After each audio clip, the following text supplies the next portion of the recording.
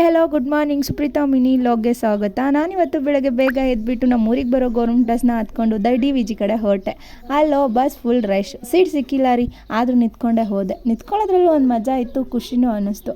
ಹೋದೆ BS ಚನ್ನಬಸಪ್ಪನ ಅಂಗಡಿ ಕಲೆಕ್ಷನಿಗೆ ಹೋದೆ. ಅಲ್ಲೋ ಜಾತ್ರೆ ಮರಳೋ ಫುಲ್ಲು ಜನ. ಏನಪ್ಪ ಇದು ಮದುವೆ ಸೀಸನಾ? ಅಲ್ಲ ರೀ, BS ಚನ್ನಬಸಪ್ಪನ ಅಂಗಡಿ ಇರೋದೇ ಜನದಲ್ಲಿ.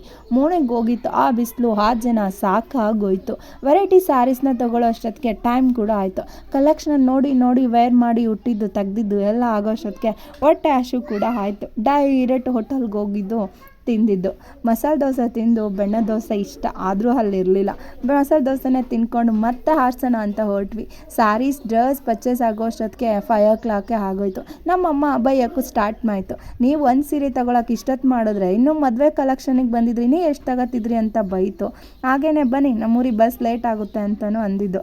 ಅಲ್ಲಿ ಬಸ್ಸನ್ನ ನಾವು ಕಾಯಬೇಕು, ನಮ್ಮನ್ನು ಬಸ್ ಕಾಯಲ್ಲ ಅಂತ ಮತ್ತೆ ಬಂದು ಬಸ್ ಸ್ಟಾಪಲ್ಲಿ ನಿಂತ್ಕೊಂಡ್ವಿ. ಇದೇ ಥರ ವೀಡಿಯೋಸ್ಗೆ ಫಾಲೋ ದಿಸ್ ಪೇಜ್. ನೆಕ್ಸ್ಟ್ ವೀಡಿಯೋದಲ್ಲಿ ಸಿಗ್ತೀನಿ. ಬಾಯ್.